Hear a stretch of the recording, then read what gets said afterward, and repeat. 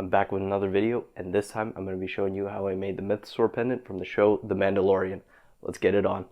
I began by designing the model in 3D, using some reference photos I found online. There were many different design variations out there, but I chose the ones that I thought looked closest to the film.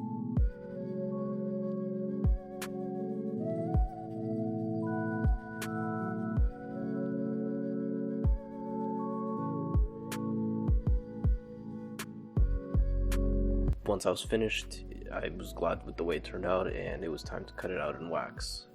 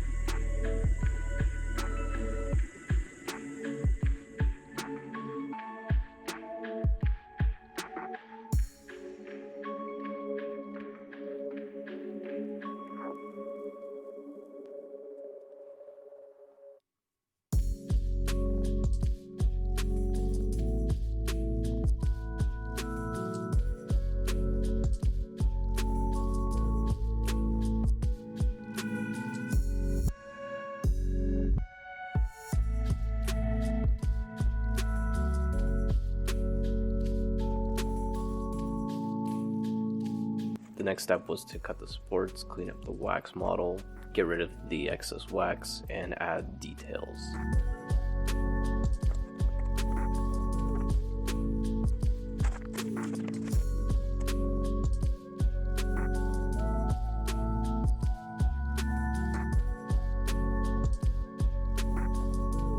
Overall, this is a fairly simple process. The back of the pendant was also extremely flat. At one point you'll see I went in and I added some beveled sides just to make it a little smoother around the edges.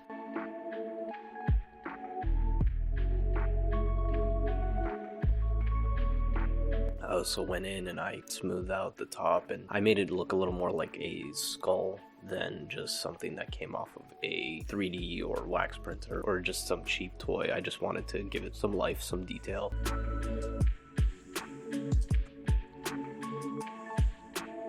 I wasn't sure whether I was going to cut all the way through the eye sockets as I've seen in some designs, but I decided not to do that as I thought it would look better with just darkened eyes.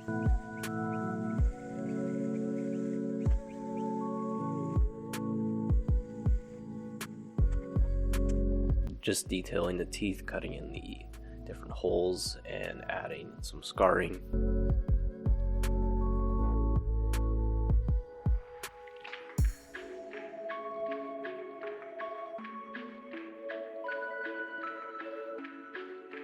I went in with an awl to cut the shape of the scar at the top of the head. I was really happy with the way that turned out as well. I do all of this work in wax just because it's a lot easier.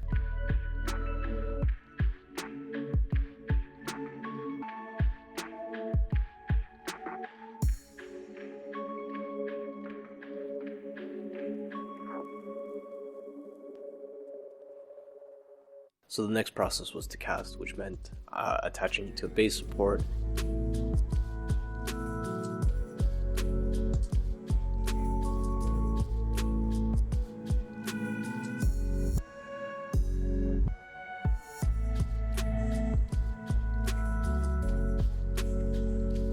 Putting it into these special cups. Next, you pour in the investment to create the mold in a process called lost wax casting. Essentially, you place the cast into a furnace and it will burn off the wax, giving you your mold, into which you can pour the molten metal and it'll give you your shape.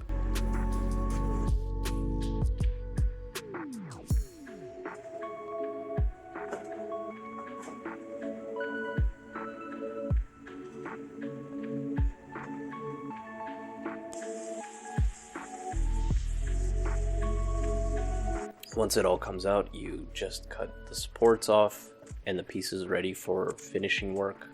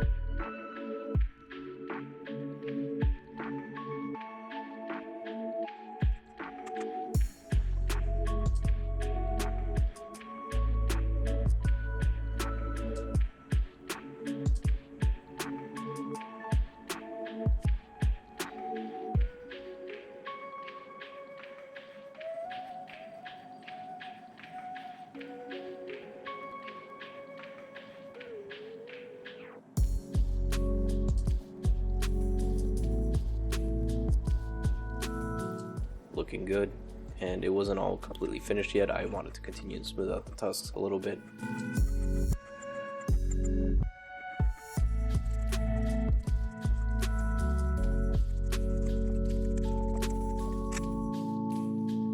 And once I was happy with it, it was time to solder and finish up the bail, which would go on the top and hold the leather necklace.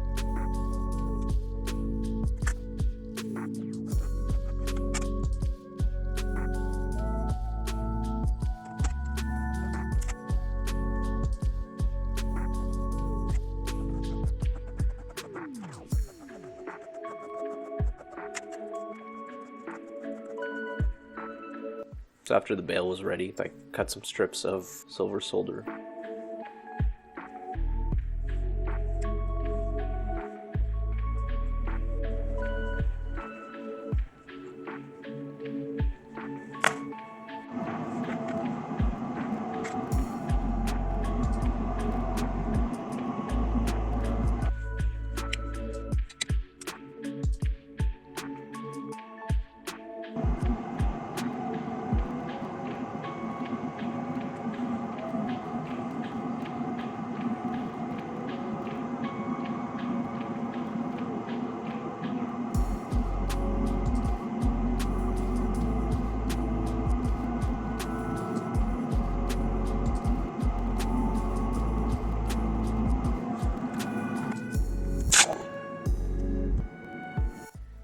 Next, it was just sanding down the outside layer to get a nice smooth finish on the top.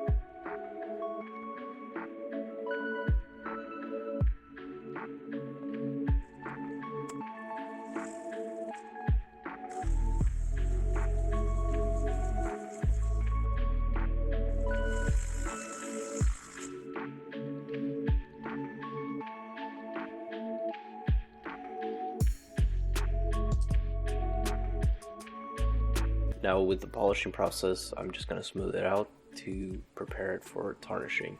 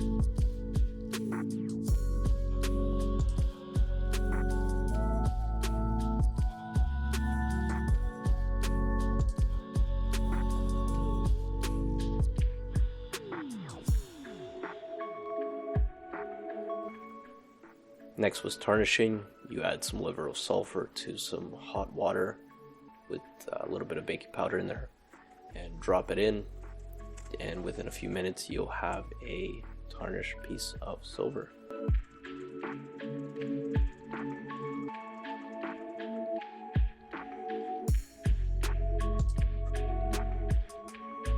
Now I wanted to show you what it looks like before it gets fully tarnished. It gets this beautiful color.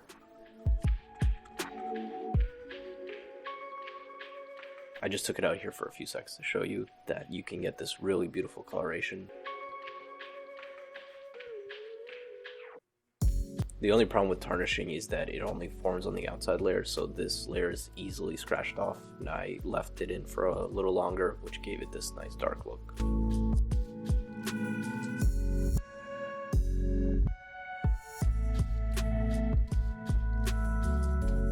And now it was time to just give it a little bit more of a weathered look, so it would look like it does in the film. I needed to clean off the back a little bit. The tarnishing process does take off some of the brush finish I gave it earlier.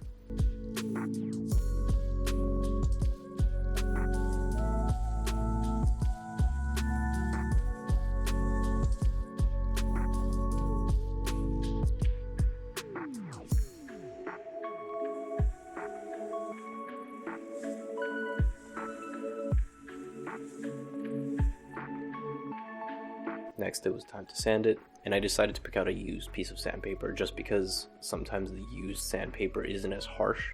Using the force, I was able to get the right piece of sandpaper.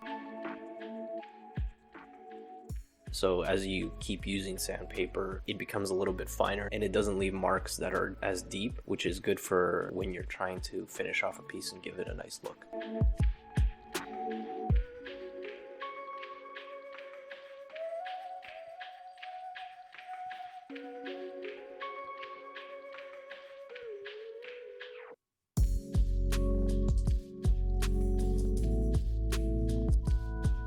It was time to go get some leather rope and just take it out and work the leather just to soften it up a little bit so it's easier to work with.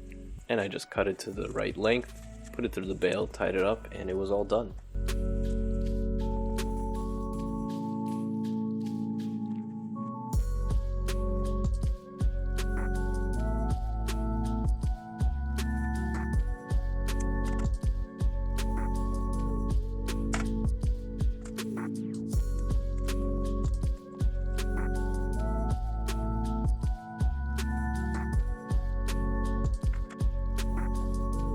I was really happy with the way it turned out.